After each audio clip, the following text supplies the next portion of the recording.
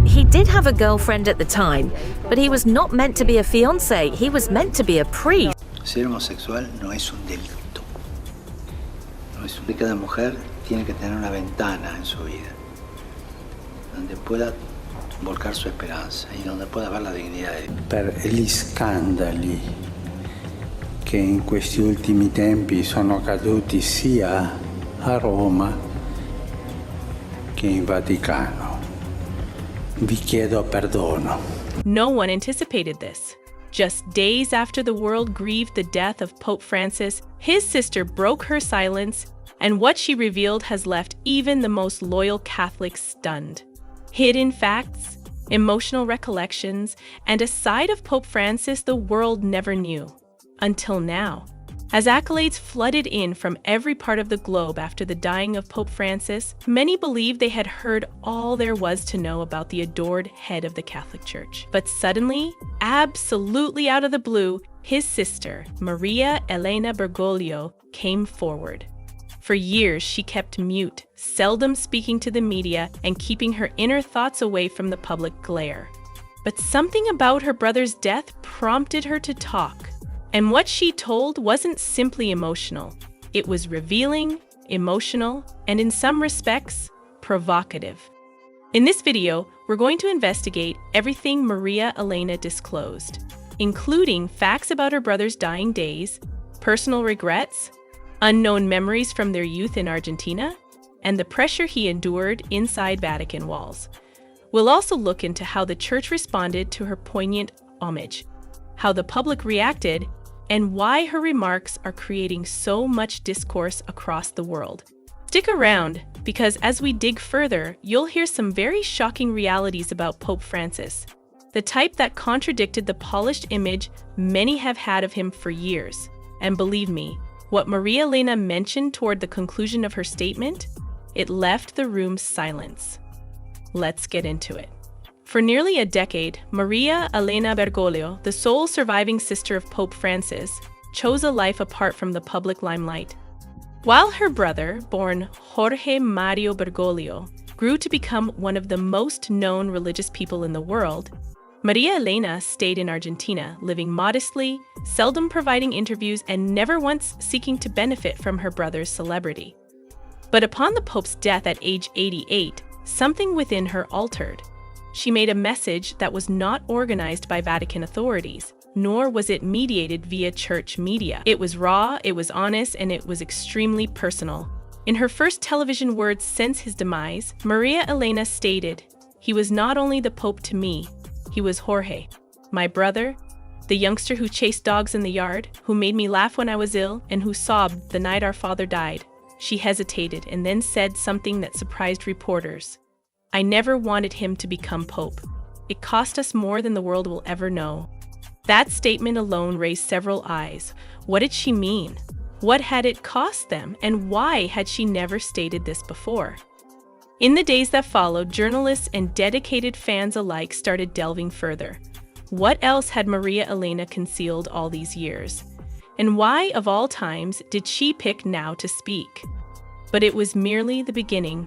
What she disclosed next made headlines throughout the world, and it wasn't about church politics or theology. It was about family, sacrifice, and a reality that may undermine the reputation of the man millions admired. Stay with me, because the following chapter will revolutionize everything you thought you knew about Pope Francis. Maria Elena didn't merely speak from sadness. She talked from memory. And as she kept talking, the world received a rare view beyond the curtain of Vatican formality and into the boyhood of the man who would become Pope Francis. Jorge Mario Bergoglio, long before he donned the white cassock, was a thoughtful and contemplative youngster growing up in Buenos Aires. Maria regarded him as quiet, yet fiercely protective. Even as a toddler, he had this load about him, like he was carrying something greater than himself, she remembered. But what most people don't realize is that before the church, there was someone else who sculpted his soul. She talked about their grandma Rosa, a devoted lady with a strong moral compass and even stronger convictions. According to Maria, Rosa kindled a spiritual fire in Jorge that burned for justice, compassion, and penance. But this is when things took an unexpected turn. Maria explained that as youngsters, they underwent severe emotional pain that Jorge carried with him all the way to Rome. There was an event in our family that left us all shattered. It was a betrayal, not of religion, but of blood. Jorge took it the hardest, she claimed. What precisely was this betrayal? According to Maria, everything had to do with their father and a dark reality that was kept up for decades. A secret second family. She stopped short of identifying people, but stated that Jorge learned about this around age 12, and from that point on, his innocence was destroyed. He grew preoccupied with righteousness, maybe in an effort to wash the misdeeds of the people he loved most. And here's the weirdest part. Maria reported that this concealed family dynamic strongly affected Jorge's choice to become a priest. He didn't rush to God because he felt called. He fled because he was attempting to escape the disgrace, she added, sadly. That news startled both Catholic insiders and veteran devotees. Suddenly, the image of Pope Francis as a man of humility and self-sacrifice took on a new significance. What if his humility wasn't merely virtue, but also a type of personal atonement? Maria's remarks struck a chord. Not simply because of what they stated about the man, but because of what they implied about the weights he carried, burdens that may have impacted every choice he made as the leader of the Catholic Church. And just when the audience thought they'd heard the most disturbing bit, Maria intimated there was much more. Something she claimed the Church would prefer I never talk about. So, what was it? Keep watching, because in the following segment, we unearth the secret Vatican dossier Maria alleges her brother kept confidential until his death, and what was in it could well alter church history forever. After Maria Elena's initial wave of disclosures rocked the faithful and left many asking hard questions, she came down for one last interview, one she feared to grant.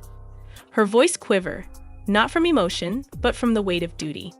She stated she had hesitated for years whether to talk about this next phase, since it wasn't just about her brother. It was about secrets guarded in the highest halls of the Vatican, secrets Pope Francis carried to his grave. You must understand, she started gently. Jorge thought there were things the world wasn't ready to know, not because they were terrible, but because they might unravel everything people believed in. Maria said her brother had gathered a secret collection of papers, letters, and recordings throughout his tenure as Archbishop of Buenos Aires, and then as Pope.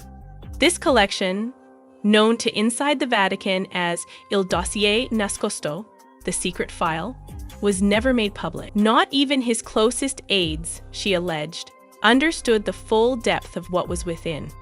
But how could she know? Maria added that on his final visit to Argentina before becoming Pope, Corrin handed her with a handwritten letter and a key, a literal key, she explained, to a special safe located in a clandestine repository underneath Vatican City. In the letter, he added cryptically, "If something happens to me and the world begins wondering why I stayed quiet on certain topics, urge them to look beyond the gold and marble. Tell them to notice where even light avoids the corner."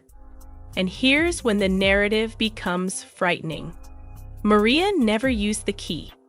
Out of respect for her brother's desires, she kept the letter sealed until the morning he died away. And after she opened it, what she discovered was breathtaking. A confession of sorts. In Jorge's own handwriting, he acknowledged to learning something that rocked his religion to its core. A labyrinth of financial corruption, high-ranking abuse cover-ups, and hidden deals between the Vatican and totalitarian nations. He didn't name anyone in that letter, Maria said, but he left enough clues to let me know that he was trapped between his duties as a moral leader and his fear of dissolving the church.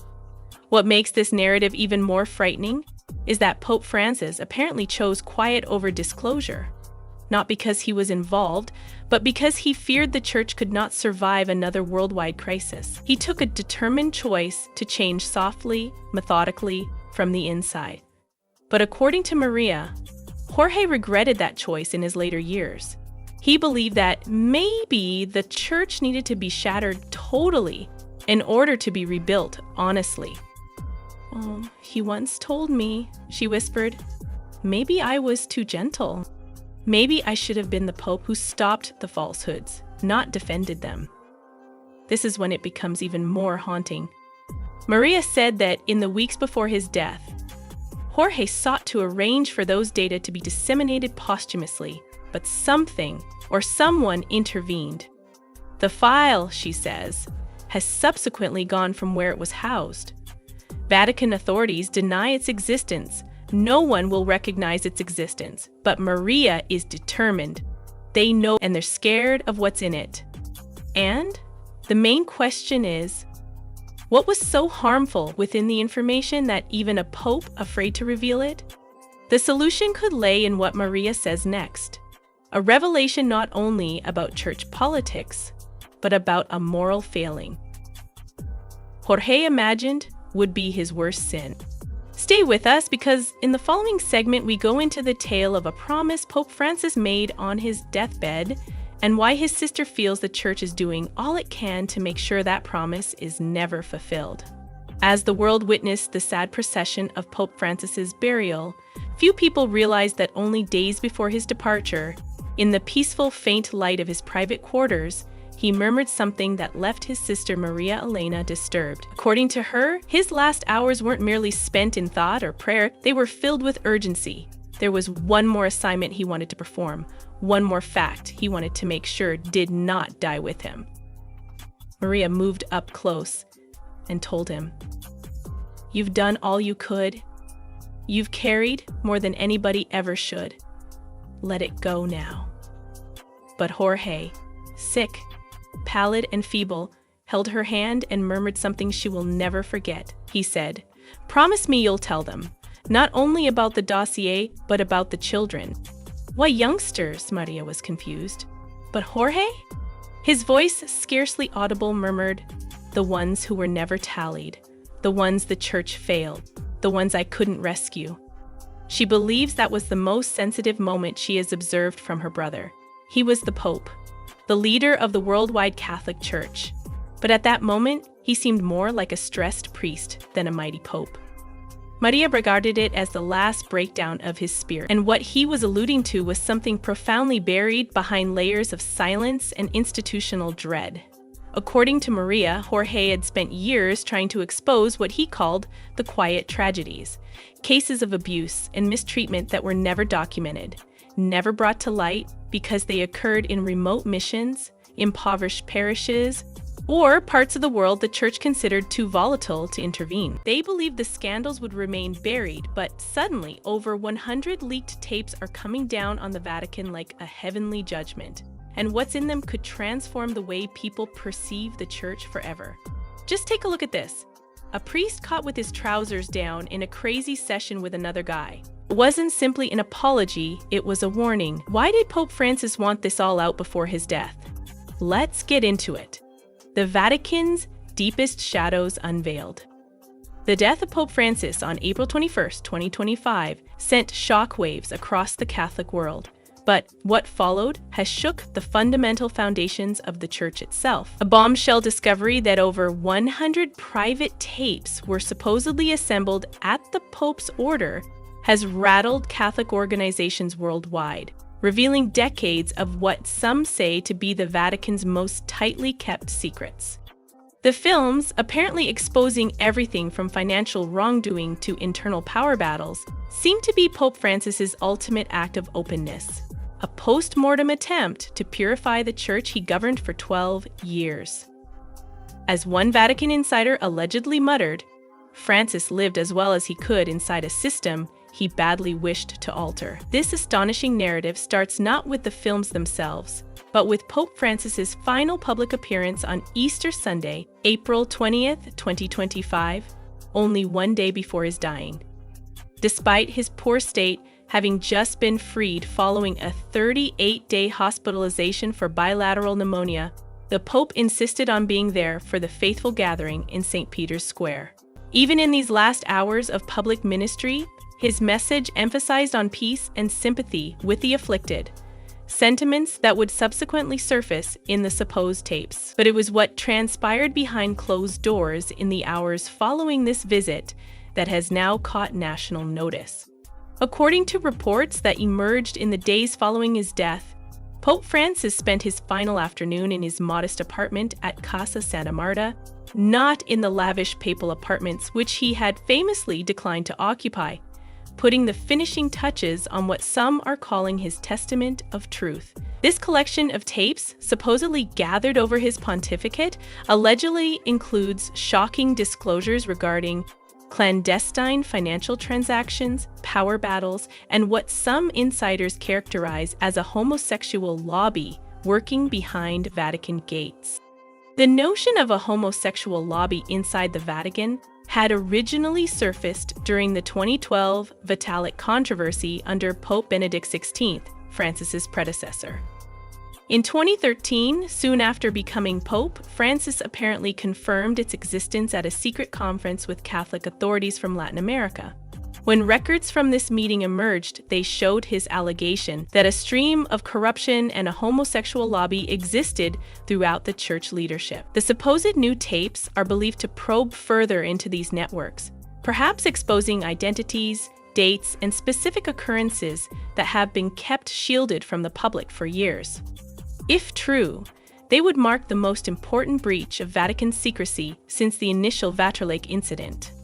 One of the most revealing recordings in this collection apparently shows Pope Francis debating his contentious decision to allow blessings for same-sex couples, a position that provoked substantial disagreement within the Church in his last years.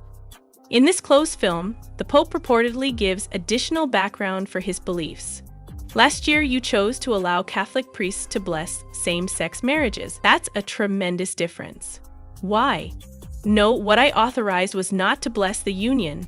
That cannot be done because that is not the sacrament. I cannot.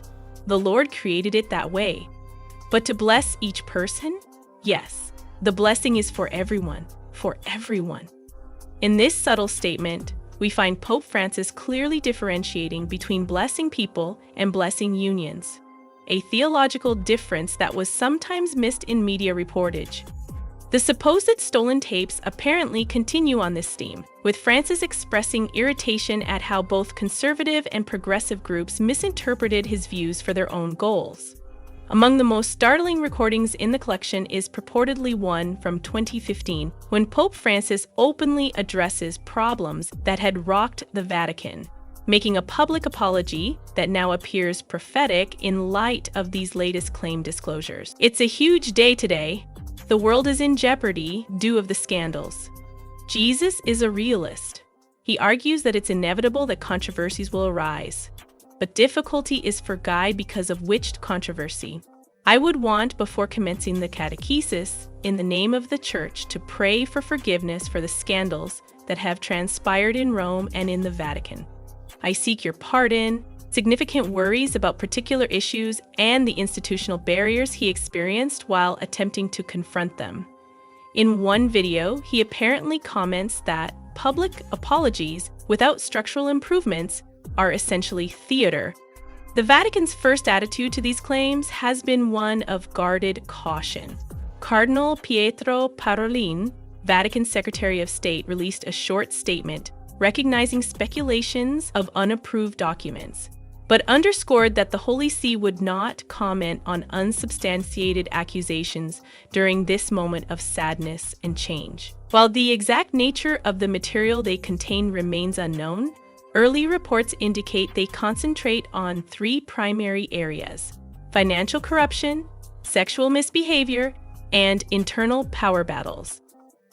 The financial claims are claimed to build upon Francis's well-documented attempts to overhaul the Vatican Bank, which has faced suspicions of money laundering and links to organized crime. According to Frédéric Martel's controversial 2019 book In the Closet of the Vatican, these financial irregularities are inextricably connected with the Vatican's culture of secrecy regarding sexuality. The sexual misconduct claims apparently contain evidence of how abuse cases were handled or mismanaged previously to and during Francis's tenure. One especially startling assertion is that data was gathered demonstrating how some Vatican authorities regularly shielded abusive priests, relocating them to different parishes rather than removing them from service. In the weeks before his death, Pope Francis had taken the unprecedented step of dissolving the Sodalitium Christianae Vitae, SCV, a Catholic society formed in Peru after years of investigations into claims of abuse and financial malfeasance. This forceful response may have been a forerunner to the bigger disclosures now purportedly coming to light. The reports of these tapes have surfaced against the background of Francis's last statements to his personal healthcare attendant, Massimiliano Strappetti. According to the Vatican's official statement, the Pope responded, "Thank you for bringing me back to the plaza," alluding to Strappetti's urging for him to welcome the faithful in St. Peter's Plaza on Easter Sunday. This simple statement of thanks has taken on new importance with the revelation of these claimed films. A man determined to contact the public one more time, both in person and via his last message of truth. In his previous public speeches, Pope Francis has frequently talked about his attitude to life's issues with a simple yet deep philosophy. In March 2025, after visiting Regina Coeli jail in Rome after his medical release, he briefly paused to welcome waiting media with these comments. After completing, he offered them his benediction. When he departed, the Pope instructed the vehicle to stop to exchange greetings with the journalists. I feel fortunate we can see that. Every time I enter these doors, I wonder why I am not there. What is this Easter for you? So difficult following the recovery. How do you live it? As I can. I live it as I can. Takes on extra weight in light of these latest claims. Was he accepting the constraints he had in changing the church while alive? Was he hinting to the more spectacular activities he had planned for after his death? As the world awaits proof of these astonishing claims, one thing seems obvious. If even a quarter of these supposed recordings prove true, the Catholic Church is facing one of the most catastrophic problems in its contemporary history. The institution that has survived decades of difficulties may now be compelled to address its inherent conflicts in an unprecedented fashion. The maze of Vatican secrets uncovered. The purported trove of over 100 films apparently prepared at Pope Francis' instruction doesn't only show isolated acts of misbehavior. Rather, they seem to portray an elaborate network of interrelated scandals spanning decades. A labyrinth of secrets that penetrates into every part of Vatican activities. As details continue to emerge, a picture is forming of a systematic effort by Pope Francis to document the very institutions and practices he spent years trying to reform. One of the most explosive elements reportedly contained in these videos centers around what investigators have long called the gay lobby within the Vatican. This word, first extensively discussed after the 2012 Vitalik affair, implies not merely to the existence of homosexual clergy, which research shows may be considerable, but to networks of power and protection that functioned in the shadows. According to Donald B. Cousins' book, The Changing Face of the Priesthood, released in 2000, from 20 to 60% of priests could be homosexual. More recently, Frédéric Martel's 2019 inquiry indicated that as many as 80% of Vatican priests might be gay, albeit not necessarily sexually active. These figures indicate a major discrepancy between the Church's professed position on homosexuality and the reality behind its doors. The films supposedly feature testimony from insiders outlining how these networks functioned. One former Vatican official apparently recounts on tape how sexual orientation was used both as a way of building relationships of loyalty and as a weapon for blackmail. The secrecy creates vulnerability, the official purportedly states. Those with the most to hide often exercise the most control. In one of the most revealing videos, Pope Francis reportedly elaborates on his nuanced position regarding homosexuality in the Church, expanding on his public statements. The film apparently shows him in a private discussion with trusted advisors where he talks honestly. To bless a homosexual-type partnership, however, goes against the given right, against the rule of the Church. But to bless each person?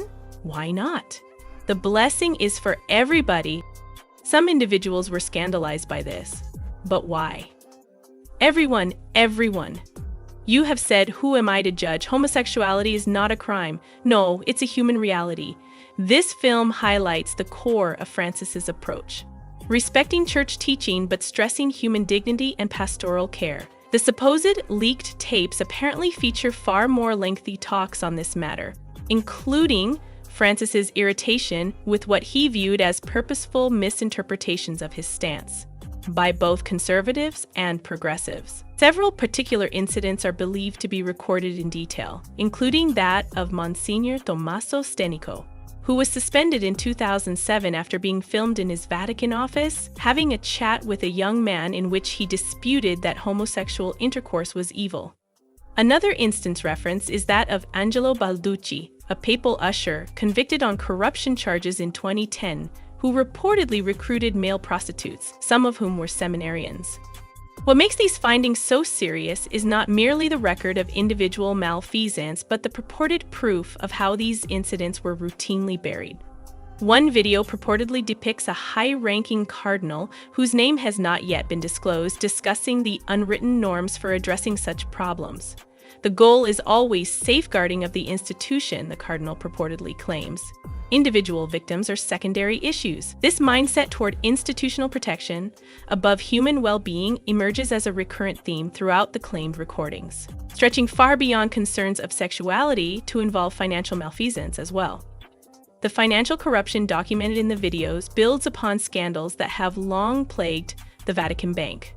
Officially known as the Institute for Works of Religion, IOR, Pope Francis had made reforming Vatican finances a priority during his papacy, closing thousands of suspect accounts and establishing oversight bodies.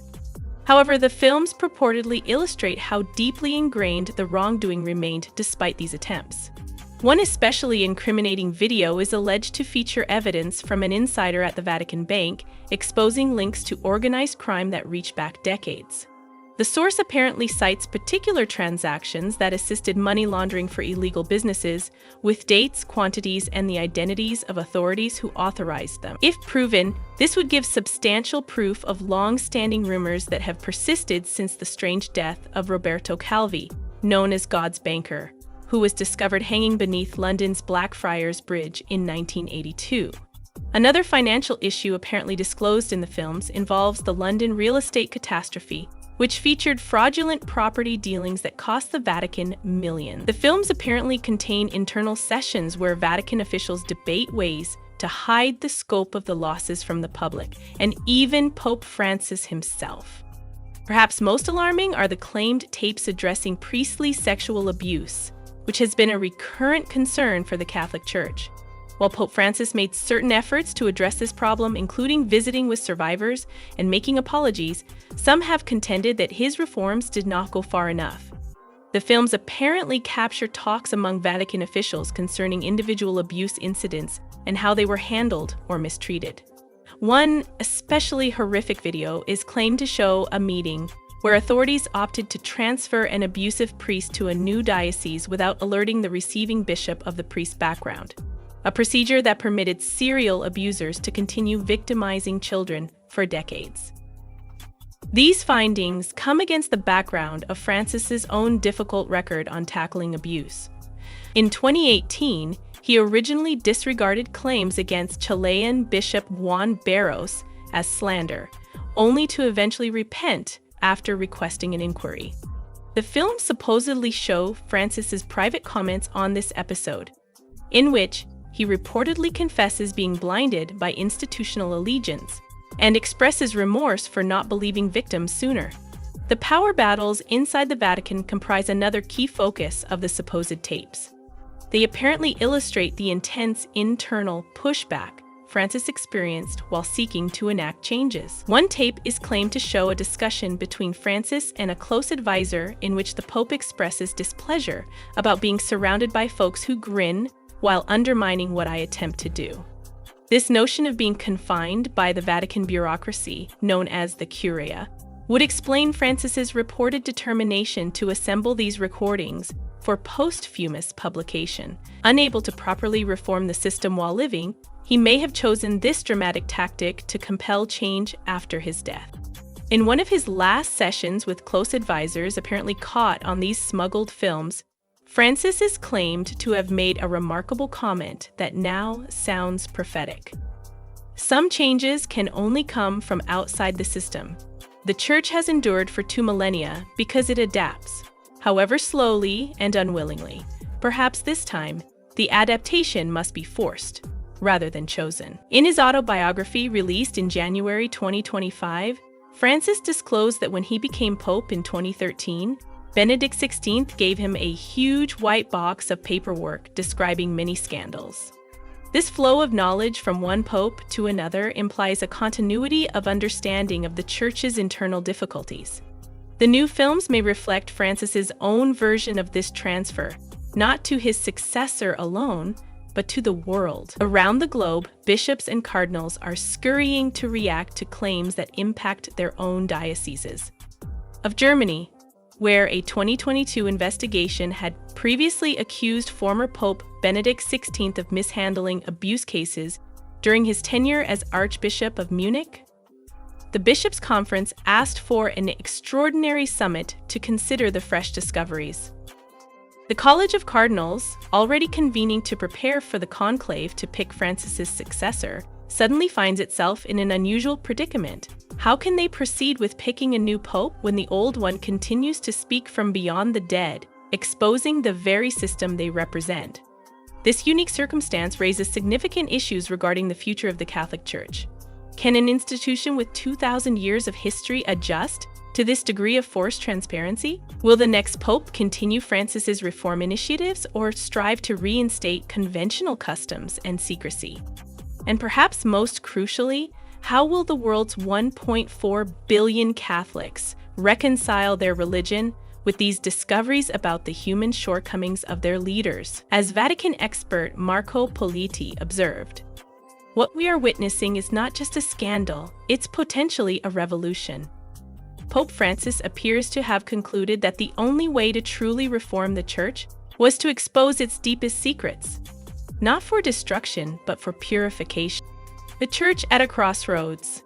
As the alleged videos continue to send shockwaves through the global Catholic community, the Vatican faces a crisis of governance unlike any in modern history. The unprecedented situation, a deceased pope apparently speaking from beyond the grave to expose internal corruption, has created a power vacuum that threatens the very mechanisms by which the Church transitions from one pontificate to the next. The College of Cardinals, tasked with governing the Church during the Sedevacante period and electing a new pope, finds itself in an impossible position. The traditional governance procedures following a pope's death seem inadequate for addressing a crisis of this magnitude. Cardinal Kevin Farrell, the Camerlengo responsible for administering the Vatican during this interregnum, issued a statement acknowledging the extraordinary circumstances, but insisted that the conclave would proceed as planned. This decision has prompted protests from both within and outside the Church.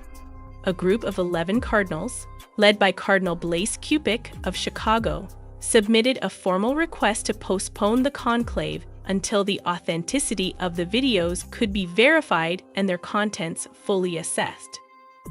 We cannot in good conscience elect a new Holy Father while fundamental questions about the governance of our Church remain unaddressed, their letter reportedly stated. Clerical sexual abuse may prove the most devastating for the Church's moral authority.